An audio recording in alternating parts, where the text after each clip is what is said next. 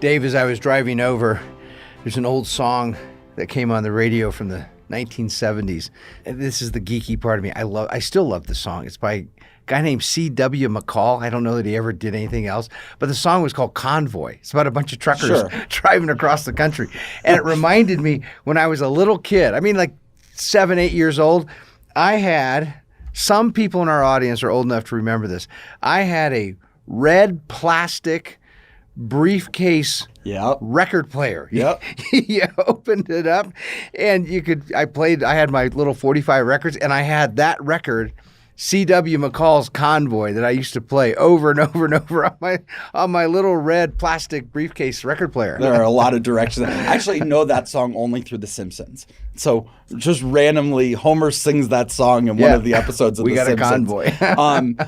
And your red record player, I actually had something similar. And we had a little condo in the mountains when I was a little kid. And I wouldn't even go up to the mountains unless we brought my record player and a couple of records with it. That's all I wanted to do when I was up in the mountains. Yep. It is interesting, though, that you bring that up, because over the weekend, I finished a series. I finished a Netflix series, and I know some of our listeners might not like Netflix, and but I did get rid of cable, and so that's one of my things. And I was listening to this. I was watching this series called 45 RPM, or 45 Revolutions, as in the records, right? They didn't have my little red briefcase record player, did they? It was yellow. Yellow, okay. It was yellow. Right. They had several of them actually throughout the office. So one of the little side notes is I have become fairly fascinated with, well, two things. One is Netflix TV shows that are from other countries. TV shows and movies that are from other countries. Right. You can either watch them with subtitles or they're dubbing them in English. So when something does really well overseas, they'll bring it over here. One of my favorites was a show called Money Heist, Netflix out of Spain. So when other Netflix from Spain shows come out, I usually jump right at them. I'm going to add a little, just a little footnote for our audience members. I now turn on, when my wife and I watch a lot of series and movies at home, I turn on subtitles always for everything. Just really? Yeah, because it for me, it is helpful to be able to see and read the dialogue. Very often, it's so fast moving, I don't hear everything real well, and I've really come to enjoy being able to read the dialogue by having the subtitles on. It makes sense, and for those who don't know this about you, you also like to read political speeches rather than watch them. Oh, always. So there is some similarity there. I wonder if you would actually enjoy them more if you put closed captioning on. Maybe. Like State of the Union addresses or presidential inaugural addresses, I almost never watch them. The day after, I'll pull up the transcript, and I like to read it. Right. In fact, I like to print it out and read it, because then I can, with my pen, I can write on it and make numbers. I have all kinds of little notations of how to diagram things like that. Sure. So I'm watching this show 45 RPM, and there were two things that drove me to it. One was I've been really interested in what's been coming out of some of these other countries, seeing the perspective and the lifestyle type of things, the human nature interpretations, the way people look at human nature, and understand human nature in other regimes, other societies, other countries.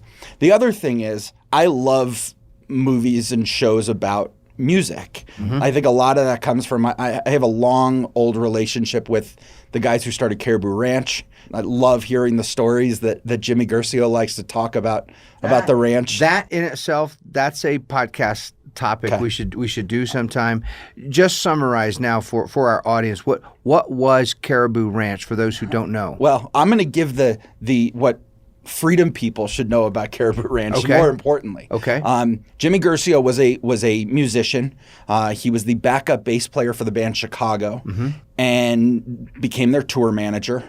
Later went on to become the tour manager of the Beach Boys, and he was a producer in Beverly Hills, and he started to despise get these bands in as fast as you could, record, just get it done and get them out, right? And they were on the clock and they were rushing their music, and he thought you could hear the rush in the recordings. Right. So he decides he's going to move and he's going to go open up a ranch somewhere where people can come and stay for days, weeks, months. But still be a recording studio. And record an album, Right. but be able to listen to it and sit Right. on it for a day and say, I didn't like the way that sounded. I want to go back and re-record it and not feel that rush of being in the studio. So the interesting part about it was he and his wife pick Boulder, Colorado as the spot for Caribou Ranch. And he walks into the city planner's office and he pulls out a map and he says, okay, draw me a circle around Boulder of where I have to use union workers. Because he knew all the problems he had with the union workers in LA. Yeah. And they point to a little, they draw the land. He points to a little piece of land right outside the circle. He says, what's this? They said, it's this town called Netherland. Nothing's there. He says, I'll buy it. And he buys 1,400 acres. Today, it's the backside of Eldora Ski Resort. Right. Right. But it wasn't a ski resort yet at that time. And it's maybe 10, 15 miles west of Boulder, right? Up a windy mountain road. Up a windy mountain road. Yeah. It takes about 45 minutes, 30 to 45 minutes to get up there. And once you get into town, you've got to continue to kind of go through some mountain areas. But once you're up there, I mean, talk about the most beautiful views and the most beautiful land. And he built all of these stories. And we could do a whole podcast on stories. But they recorded 27 Grammy-winning albums at Caribou Ranch, some of the biggest names you've ever heard of, and I'll let people go back and do their own research, or wait for our podcast on that. That said, they got me into some of these stories. I used to sit on the patio, and Jimmy would pour a glass of whiskey or scotch for all of us, and would just start talking. And the stories fascinated me. I loved hearing these stories. And he turned me on, or his son, who I'm close friends with, his son turned me on to a movie called CBGB. Okay. And CBGB was about the bar CBGB's in New York City, where the punk rock movement was founded in the 1970s. Okay. And it was founded out of necessity. So from there, I kept kind of looking for more like that. And in, I think, 2017, a show came out called Sun Records. Sun Records was a show about the founding of the music studio in Memphis that discovered Elvis and Johnny Cash and a lot of these great early sort of hybrid country rock and roll singers. I think there might be a glimpse of that studio or a portrayal of it in the movie about Johnny Cash with what's the actor's name? Joaquin Phoenix. Joaquin Phoenix and Reese Witherspoon. Yes. I think Walk the Line. Yeah. And that's where he sees that sign in the window where he finds out he can make a cheap record. Right. So that's the Walk the Line is Johnny Cash's story, which is another movie I love for the same reason. And then the Sun Records is coming from the perspective of the producer who actually opened the studio. So it's kind of funny to think about those two stories from the two different angles. So I come across a show on Netflix, and it wasn't even in like the recommendations. I don't even know how I stumbled upon this, called 45 RPM, 45 Revolutions. And it's the same time period as Sun Records. It is Johnny Cash and Elvis are becoming superstars, Jerry Lee Lewis, that foundation of rock and roll in America. Yeah. And it's the story about young people, freedom-minded people in Spain under Franco's rule in the 1960s. Okay. Starting to listen to American rock and roll in underground bars and clubs. Yeah. And this movie follows this artist who the very first thing he does is he insists that all of his songs are going to be in English. In Spain. Right. The producers are saying, nobody's going to understand. He says, it doesn't matter. I want to be Johnny Cash. I want to be Jerry Lee Lewis. I want to be Elvis Presley.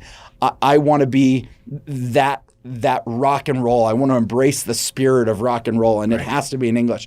What was really fascinating about this was watching all of the government bureaucratic hurdles that this guy has to jump through. Of course. Just to be able to be a singer, and just for a production company, because it was Franco, and they were overly concerned. How is he going to represent Spain?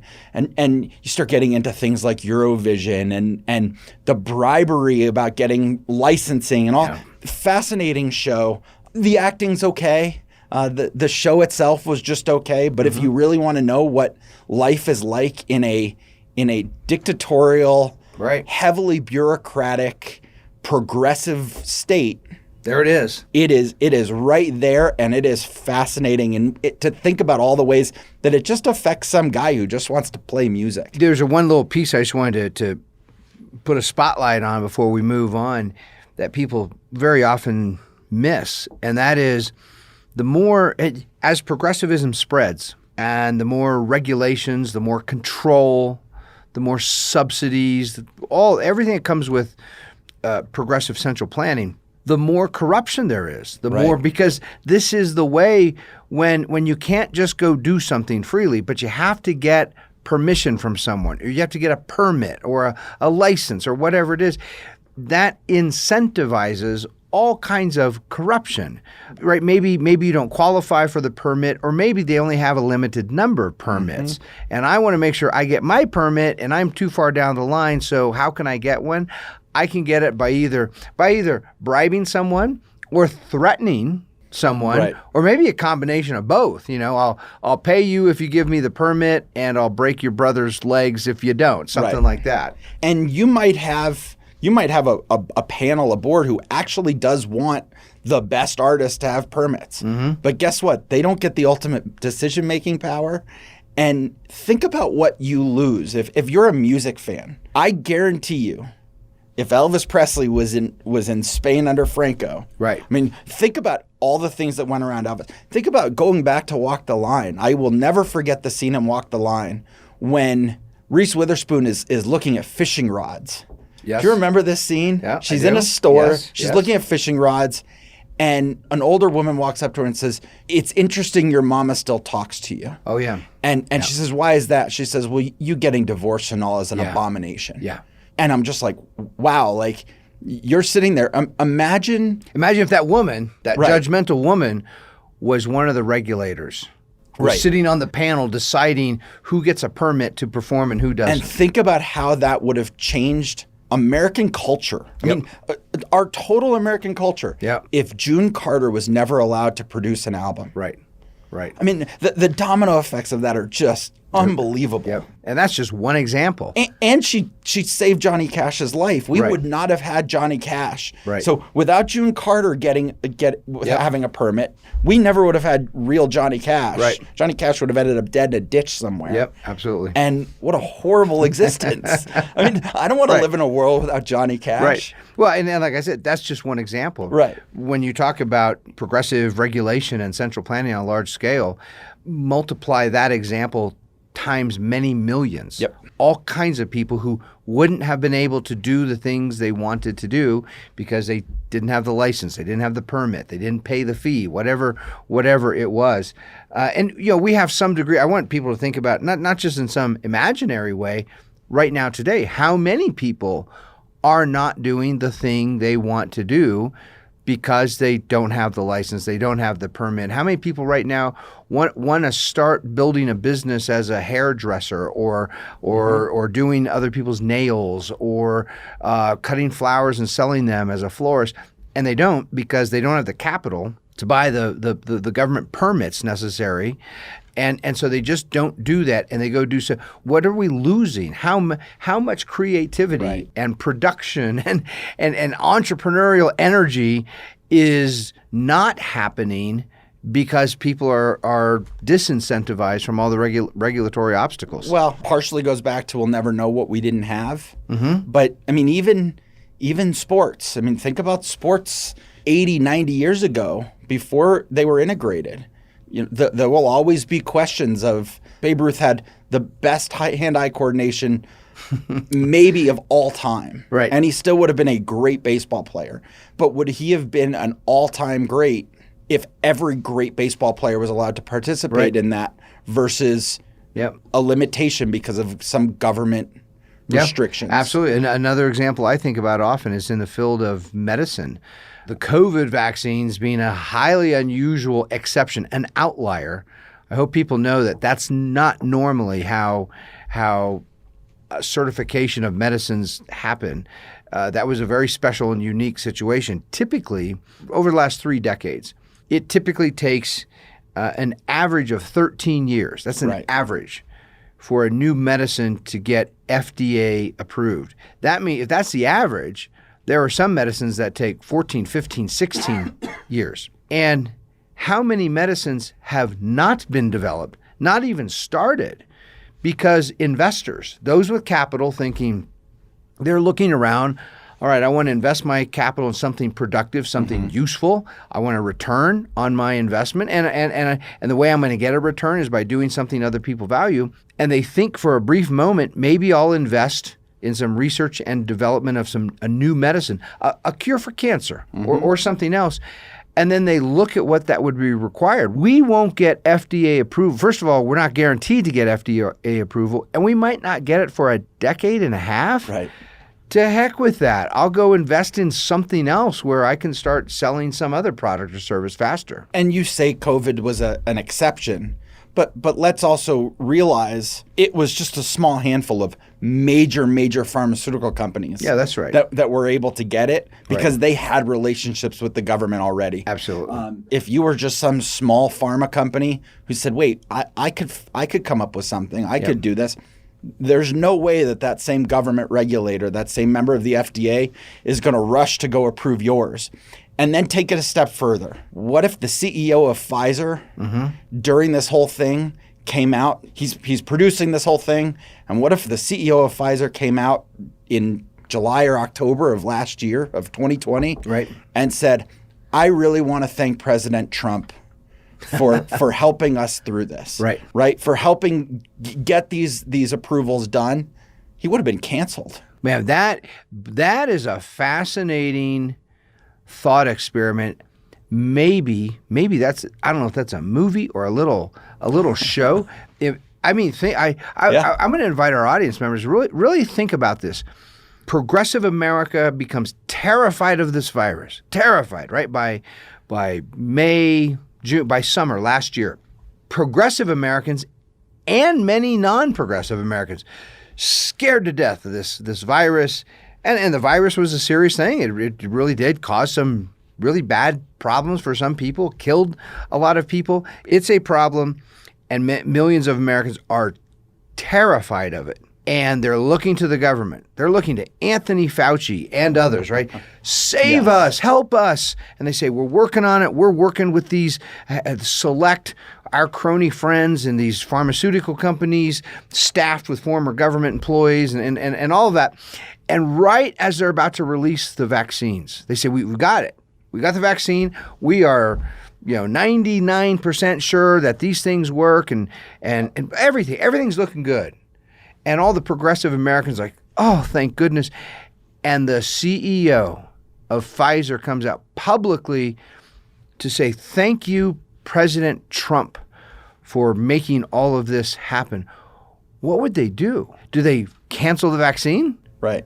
Do they say, well, I can't get that vaccine because that guy just said something good about Donald Trump? Right. Well, look at what happened with Goya Foods. These progressives, we have to help people. We have to give back. And the whole give back conversation is another podcast that we should have at one point in the future. But the progressives we have to give back, and we have to help the poor, and we have to help the needy, and all these government programs. And they're hungry. But I've got Goya Foods, and they can't eat Goya Foods because the CEO of Goya is canceled. The CEO of Goya said thank you to the president for the work he was doing on the COVID vaccine. Yep. And we saw they wouldn't touch it. They would rather throw them away. Yeah, and this is interesting. This is a big phenomenon, and we're probably going to revisit this subject of the progressive cancel culture again because it's not going away. No. Anywhere, not in the near future. My prediction is that this is going to be it's going to be sort of similar to the French Revolution. It's the kind of movement that eventually starts to devour itself. In fact, we have some signs that's already happening. Definitely. Progressives canceling other progressives who are insufficiently progressive or not authentic enough, something like that. Here just recently, Winston Marshall, he's the banjo player for one of a truly great, wonderful modern music band, Mumford and Sons. Right. And I mean, what a beautiful. I have several of their albums. I'm big fans. I kind of like the older, before they came out with Believe, which is sort of a new iteration. Sure. I kind of like their older, more folksy, banjo-based kind of music.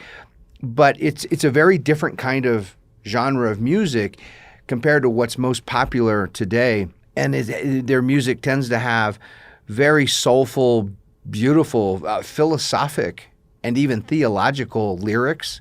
Mm-hmm. And it's been sort of fun to watch them just like a rocket ship, blast off. They were playing in England and Scotland and little pubs and taverns, and then all of a sudden, for those who don't know, they were a British band originally, who made it international. Yeah, and they were really playing around the UK in small venues, and then they took off and became international stars and everything that comes with that. And the banjo player he's quit, and it's really interesting why. There's no problem within the band. The band's doing great. The band's doing what they do and creating new music and all of that. This guy, this banjo player, he read a book a few months ago. The book was written by a fellow named Andy Ngo. Right. NGO is his last name. And he's become kind of a controversial figure. In fact, I'm going to have you say a few more. You know more about Andy Ngo than I do. But the important point here is he wrote a book. And the book is about Antifa. This guy's a journalist who has been following Antifa around and chronicling what they do. And he wrote this book.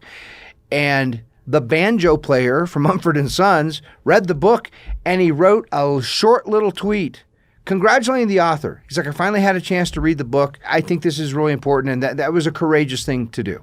Right. That was it. Right.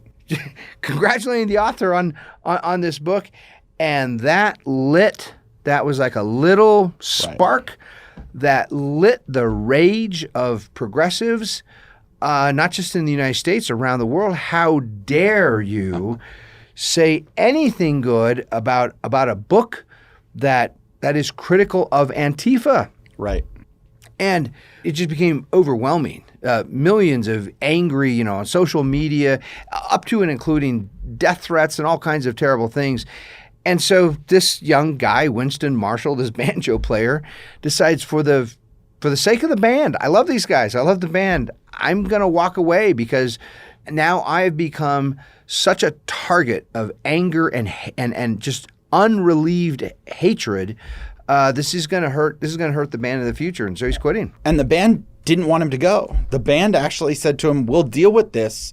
You're a part of our family. Right. We don't want to lose you. We want you to stay." They were willing to deal with it, while they were also getting death threats, and their families were also getting death threats. Right.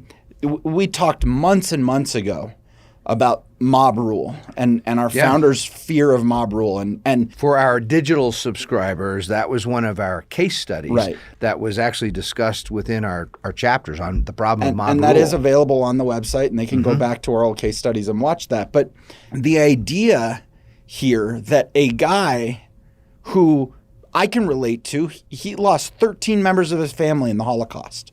Yeah. His grandmother was the only survivor of his family from the Holocaust, and they ended up going to Britain instead of the United States. I don't know this about Winston Marshall. Is he Jewish? Yes. He is. Winston Marshall is Jewish and lost 13 members of his family in the Holocaust. His grandmother was the only survivor and restarted the bloodline in the United Kingdom. So this is a guy who has been deeply thoughtful about the fears of mob rule, the fears of fascism, understanding what a fascist mob is capable of. I want to showcase this reality.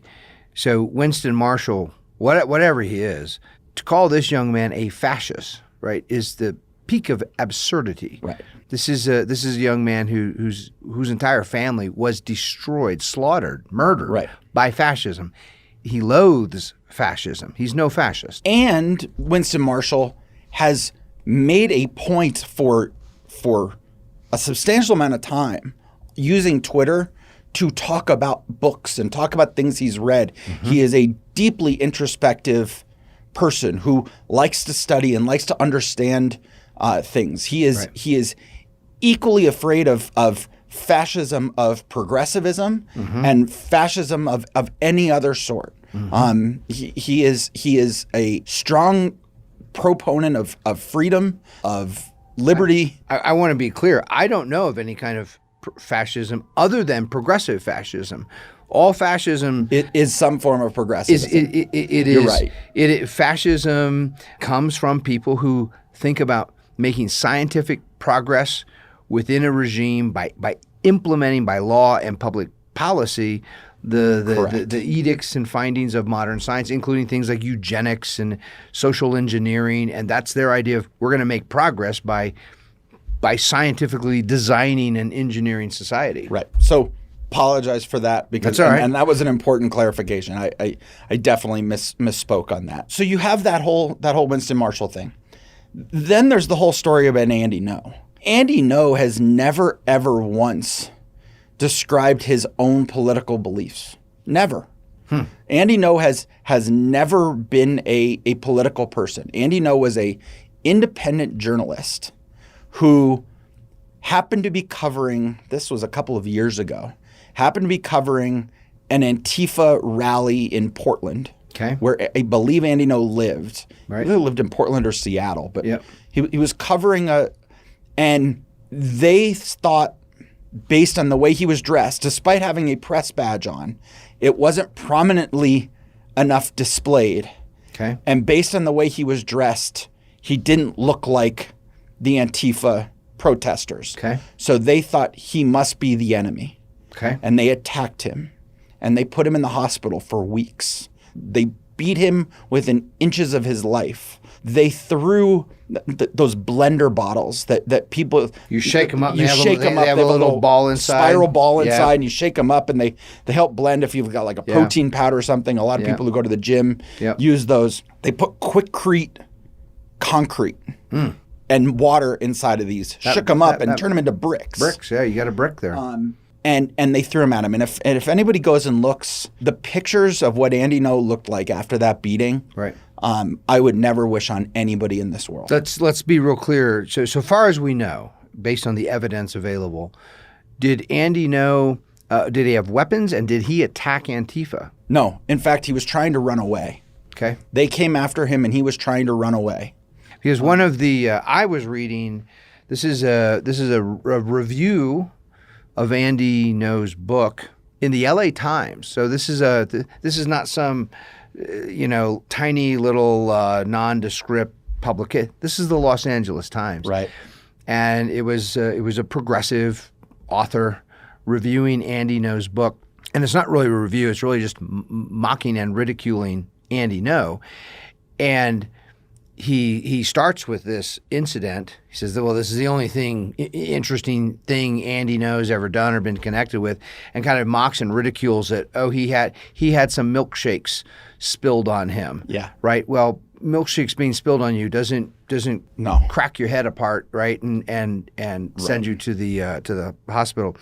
But the other thing that's interesting is this progressive reviewer said about Andy Ngo that he was known for provoking Antifa and BLM into violence.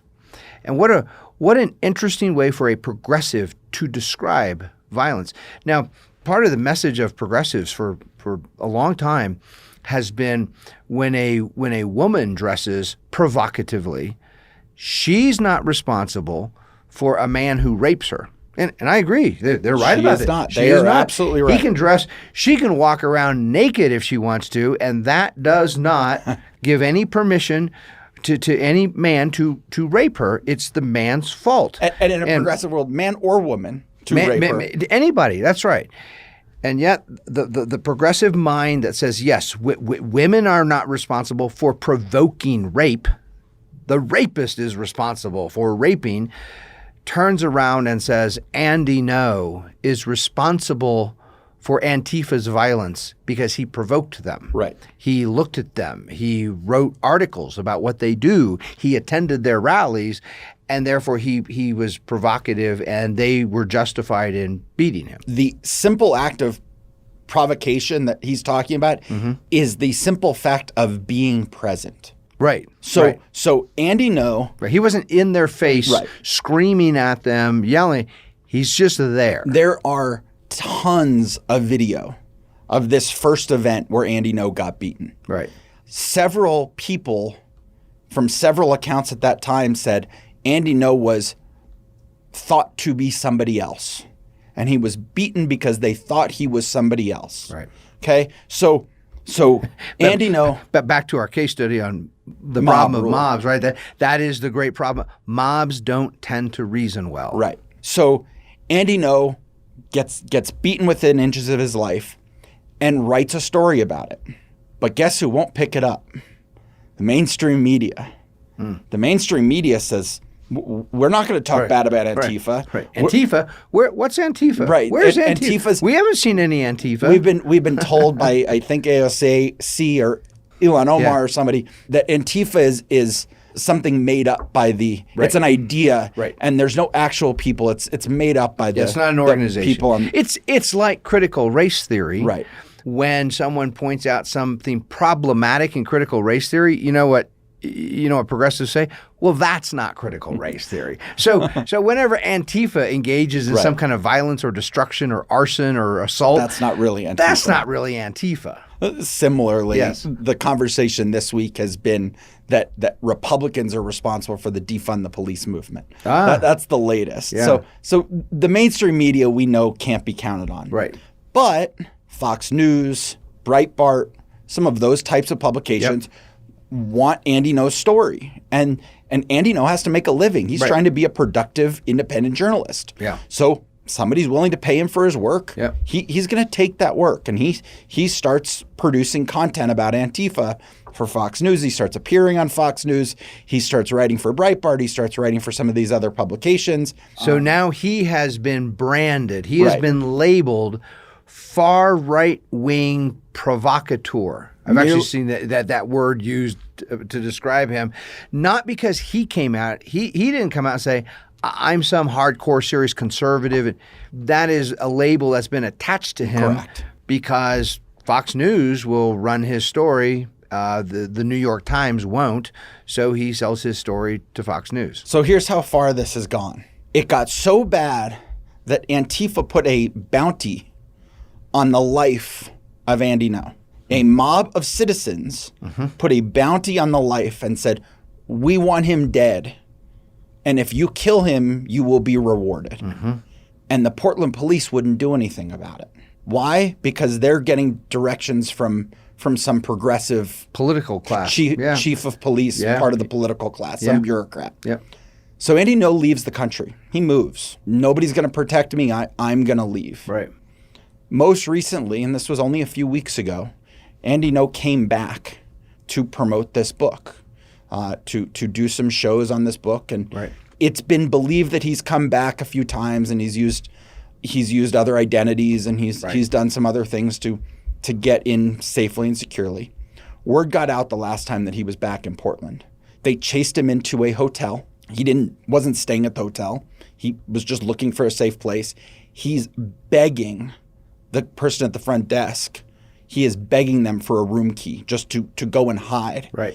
They finally give him one, and Antifa goes into the hotel, destroys the hotel, tracks down what room he's in. They threaten the lives of the staff. They're not going to defend Andy No at the risk of their own life, and they try to pound in the door before police finally show up and disperse the crowd. But they were trying to murder Andy No. Yeah. There is no ifs, ands, or buts about it. A guy who is simply trying to do his job and be a productive person and tell the story of what has happened to him. And what you said is important. His biggest crime, according to them, his presence. He was there, which is sort of fascinating in a sad, pathetic, terrible way, terrifying way. Progressives and Antifa-style progressives reject the idea of property rights. They mock it. That's part of whiteness. All part of being a woke progressive is to reject whiteness and property. The idea of property is part of what they consider to be whiteness. And yet what Antifa does is they will swarm like a swarm of bees. They will swarm around some intersection. What really gives them an edge is the element of surprise. They plan it. The people there are just sitting in their car, looking at their phone, doing whatever. And all of a sudden, here's this swarm of Antifa. And their message is, this is ours. This is our turf. These people who don't believe in property want to say, this is our turf. We're in control here. Not the police, not the business owners. We're in control, and then threaten and possibly assault or even kill anybody who's there. And Andy Ngo was present. It's a gang. Yeah. The other thing, this also points to, so it's interesting if you do any kind of internet search for Andy Ngo. I encourage people to try this on your own. Just do a few searches for Andy Ngo or his book or the related topics and look at the way that he's described over and over and over by all the ordinary mainstream media outlets. Far right wing, associated with Donald Trump, right? All the kind of adjective extremist, right wing extremists, those kinds of things. And you're right. This guy's been a journalist. And on top of that, they should go then, after they've done that and they've seen all of that, go watch some of the first videos of interviews he did when he was either in the hospital or had just gotten out of the hospital after that beating. And listen to him talk about his politics and listen to him talk about what he believes and what he stands for and what he was doing. Right. You'll see a huge disparity between the way he's labeled, and what he actually way he talks about himself. Yeah, absolutely. And that brings me to another sort of big critical piece of the cancel culture and everything related to it. Very often, if you look up if there's some protest going on or a protest is being planned against someone, a speaker, a presenter. One of the things I've noticed among progressive protesters especially is they don't mind protesting speeches that haven't even been delivered yet. And so it's not like they can actually object to a particular argument in the speech. They can't say there was an error or some evidence was wrongly presented or omitted because the presentation hasn't happened yet. And yet they're out there protesting. And when you look up a conservative presenter or speaker, there are all these adjectives applied. Well, this person has a history of making homophobic remarks or misogynistic remarks, things like that, or racist remarks. And I will admit, I'm fairly sophisticated about these kinds of things. I have fallen into this trap. Sometimes I'll be reading this description of someone thinking, oh, man, that really sounds like a rotten person. I mean, they hate gay people and they hate women and they hate blacks. I don't want anything to do with it. But if you keep pulling on the thread and you go look up, well, what was the homophobic remark? Most of the time, it is nothing like someone saying, I hate gays or I hate black people. Right. Nothing like that. It might be something as innocent as someone says, well, I do think it's good for children in general to be raised by their parents. That's a good thing if it's possible. And for making a statement like that, progressives in the media will label that person homophobic, which, by the way, is a term that I've loathed that term ever since it came out. I remember when it very first started getting used, and I thought about it, homophobic. A phobia is an irrational fear. Homo means sameness. So a homophobe would literally be someone who has an irrational fear of sameness. Right? It makes no sense. But it's now used as a synonym for someone who hates homosexuals, who hates gay people. And yet saying, well, it is good when children can be raised by their parents. That doesn't mean someone hates gay people. If someone says, yeah, I think Black Lives Matter, there's some big problems with that organization. It was founded by Marxists, and there really is a Marxist agenda there. It's not a pro-freedom organization, which happens to be true. For saying what I just said, I would be labeled by progressive journalists as a racist. Right. Well, that Kranenwitter is a racist. I'd be like, wait, what? I never said I hate any group of people based on skin color. I'm pointing out the problems of this organization and the ideas it represents. And this is part of the cancel culture, is discrediting any real or perceived opponents by calling them fascists, homophobes, misogynists, racists, whatever kind of adjective you can come up with, to the point of ridiculousness. Right. Here's another example. I was just reading about a story. There was a presentation. A speaker was going to give a presentation on the threats of radical Islam. And radical Islam does pose threats. There are problems with radical Islam, and one need look no farther than Islamic regimes. Right. Within Islamic regimes or places where there are large groups. You and I have talked about the Arab Muslims who live in the Gaza Strip. Right. It's a scary place. Nobody wants. No question about it. You don't want to live there, and you don't want to hang out there, especially if you're gay. Imagine Denver just had their gay pride parade. Imagine some Americans in their gay pride garb, right? They're hardly wearing any clothes and their big rainbow flag hats and all that kind of stuff, and they drive into the Gaza Strip. They would be assaulted, arrested, possibly their heads cut off. And we're not exaggerating. You're here. talking about Americans doing it. Let's remember, there is one gay pride parade festival in that entire region. That whole part of the world. That whole part of the world. And that is in Tel Aviv. Yeah. That is in Tel Aviv. For those who don't know, which is in what country? Israel. If those people drove 8 miles. Right. Maybe it's a little more than that. But a short distance, yes. across town. Yes. And just kept driving. Yes. And they kept their rainbow flags out. Yeah. They'd be murdered upon entry. Yeah. Yep. Meanwhile, there were pictures that came out in the last few weeks of a whole group during that gay pride festival. Yeah. Sitting down with the ultra-Orthodox Jews in Israel. There's a very religious ritual. They're called tefillin. You lay tefillin. You put tefillin on. Okay. They're 2 little boxes, and they hold the most sacred prayer in Judaism. Okay. And you put one on your head, and it sits on your forehead. You put the other one, you wrap it around your arm, and it gets bound to your arm. And it's from an old prayer. And members of the gay pride parade drove into the Orthodox community and sat down and laid tefillin with the Orthodox black hat Jews. Right. Do you think that's happening in the Gaza Strip?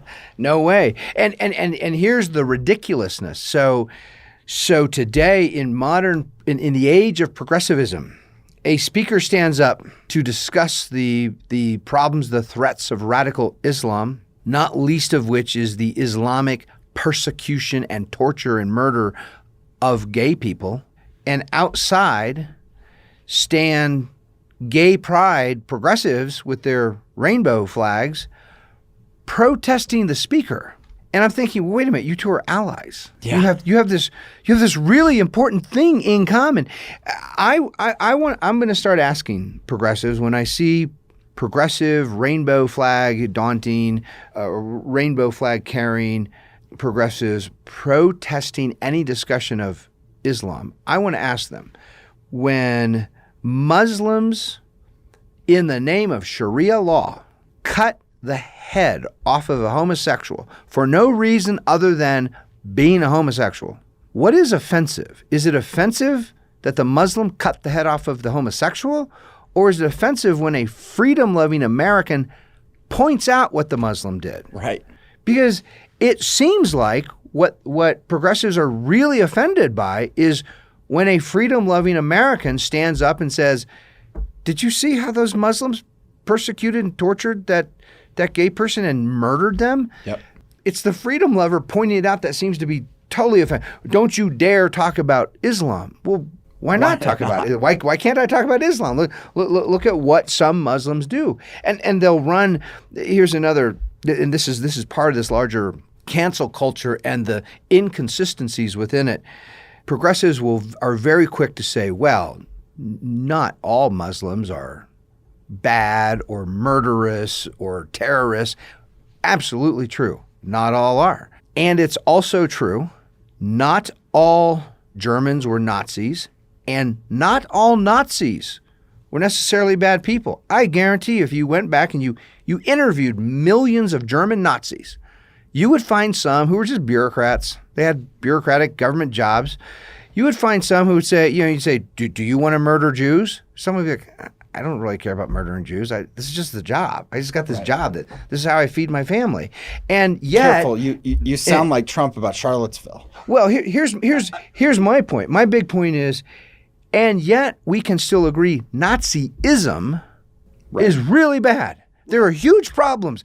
And the fact that someone finds a Nazi somewhere who seems like kind of a nice person, that doesn't change the terrible character of Nazism. In the same way, just because there are Muslims who don't engage in terrorism or murder doesn't affect the teachings of Islam. The teachings of Islam, the very word Islam means submission, submit. Right. And the way you get people to submit is you threaten and use violence until they submit. And so this is such a non sequitur, right? That because there are some Muslims who aren't violent, we can't analyze and describe Islam, whereas people are perfectly willing to analyze and describe Nazism, as they should. I want to talk about all the evils of Nazism, and I want to talk about the evils of communists. I guarantee communism has been the most successful form of progressivism in the sense that it has spread the farthest, and it has infiltrated regimes that have controlled more people than any other form of progressivism. I guarantee you can find millions of communists all over the world who aren't engaging in murder. They're not murdering anybody. They're not torturing anybody. In fact, probably they're starving, and they're just trying to figure out where they're going to eat, get their next meal. But just because you find communists who are not murdering doesn't change the fact that communism as a political creed requires murder. It's a murderous teaching. Vladimir Lenin understood that, which is why he famously said, to make an omelet, you gotta crack a few eggs. Yeah. And of course, the famous retort is, where's the omelet? All right, you've cracked lots of eggs, you've cracked lots of skulls. Where is this omelet? Where is the paradise? Well, I made the comment about Trump, and I interrupted with that comment about Trump because it was the same thing. In Charlottesville, not everyone who was there protesting, some were just protesting the taking down of statues. Yeah. They weren't all skinheads. They weren't all white supremacists. They weren't all white nationalists. There were people who just didn't want statues torn down. And regardless of whether or not you think that statues should come down or not, they didn't like the process by which that was happening. And they were there for that reason. And when Trump said not all the people in Charlottesville were bad people, that's exactly what he meant. Well, in fact, I encourage people, if people don't know this, they should. There are multiple videos on YouTube when Trump that was during a press interview, and he was answering questions. And this is to the great shame and embarrassment of mainstream media that they purposefully, I'm convinced, they purposefully omitted this. He said very clearly, he said on both sides, you had some decent people. It's true. There were decent people on both sides. And he explicitly said, I'm not talking about the white supremacists and the skinheads, which should be totally condemned. That's not okay. And he said, I'm not talking about them. I'm talking about citizens who were just interested in these statues and why they were being torn down by the mobs. And that has been completely brushed under the rug to the point where millions of Americans actually think that Donald Trump stood there and said, skinheads are good people. Right.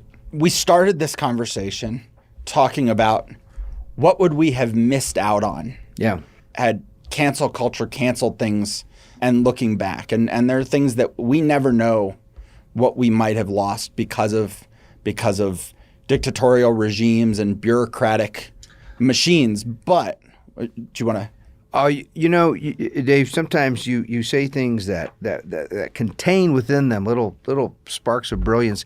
And you said one of those things just a few minutes ago, and I want to point it out to our listeners. That whole sad story of black baseball in American history, the Negro League. Mm-hmm. I mean, it's sad and wonderful at the same time. It was sad that there was all this segregation. It's wonderful in that, man, there was some great baseball and some great characters, and there's all kinds of wonderful stories that came out of that. It's sad that they were prohibited from competing at the top levels as they wanted to. That was an example of cancel culture. Absolutely. That was cancelers. In that case, it was racist cancelers saying, we are canceling you from Major League Baseball. Mm-hmm. You want to go somewhere else and play on your own? Go ahead. But you are not coming into Major League Baseball. So people who love this idea of canceling today, think about that. You have something really important, or really in common that's important with those who segregated baseball based on skin color in the 1920s and 30s and 40s. You were canceling people. Yeah. And I thought I'd leave everybody, as we wrap up, I'd leave everybody with two other examples of people who would have been canceled by the progressives, that we would live in a very different world today if today's cancel culture, there's always been cancel culture, but if today's cancel culture existed 100 years ago, maybe a little longer, trying to get the dates right. Mm-hmm. The first one has been a conversation that's been happening a lot within progressive circles recently. And this goes back, I want to preface all of this by talking about something we say a lot. Our founders were not perfect. Right. They were human beings. They were imperfect human beings, but their ideas were really good. Mm-hmm. And there have been others, the left, who's trying to cancel our founders for the poor choices that they made, the poor actions that they took. They're now expanding that outside of the United States. The first one is Gandhi. Oh, yeah. They are trying to cancel Gandhi right now. Right. Because he practiced some borderline sexual activities that were definitely inappropriate. Yep. And he wrote some things early in his career that were blatantly racist. Yep. They were extremely racist against blacks. Right. Right? This wasn't Gandhi being racist against whites. He actually was writing things that were racist against the black people in Africa. Yeah. Imagine going back and imagine somebody learning those things about Gandhi before he became Gandhi and canceling Gandhi. Saying, we are not going to let you speak. We know what you've been doing, and we are not going to let you speak. What would the world look like today if they had canceled Gandhi? Yeah. The other one, this becomes a little more complicated, especially for conservatives, and that's Teddy Roosevelt. When you think about Teddy Roosevelt, right? The guy started, he was a Republican president. Yep. And then all of a sudden he decides to say that Woodrow Wilson was insufficiently progressive. Yes, indeed. And he starts to advocate heavily. The progressives today would not have the movement that they do had it not been for Teddy Roosevelt. Yeah, agreed. Had he not helped, he helped push the ball forward. Right. Mm-hmm. We talk a lot about how sometimes to move the Overton window, you've got to be even further outside of it, and it'll move slightly. Right. He made Woodrow Wilson look acceptable. Yes. Teddy Roosevelt pushed it so far outside of the Overton window that he made Woodrow Wilson acceptable. He made Wilson look moderate. Right. Yeah. Woodrow Wilson might not have been elected. Yeah. Had Teddy Roosevelt not had had been there. Mm-hmm.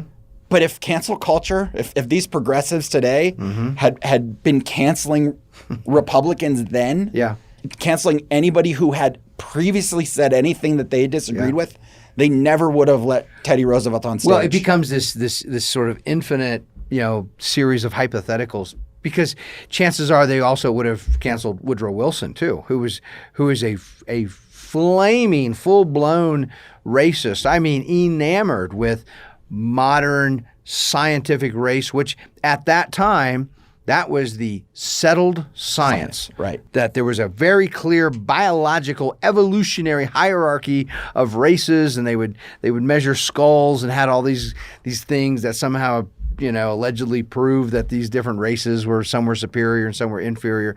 So you mean all those people who say I believe in science would have been racist? That's right. And would have hated black people in the teens and 20s? Yeah. If you put your little sign in your yard in the 19 teens and said, I believe in science, well, then what you were believing in was scientific racism, right, and eugenics and everything else that came with it.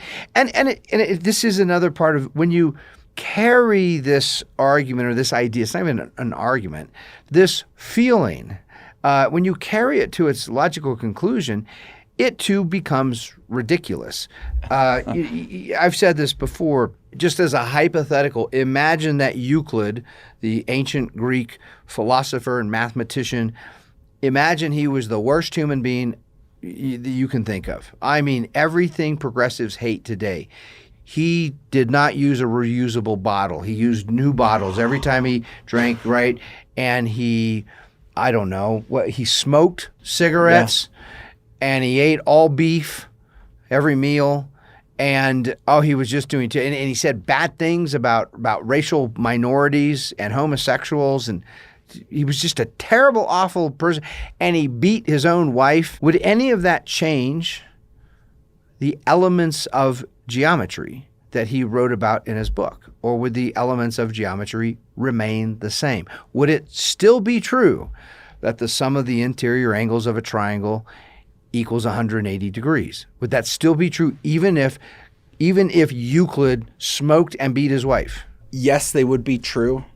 And at the same time, I think our society would be further behind in terms of technology today than it is, because we did that. There were plenty of people, Galileo, Socrates.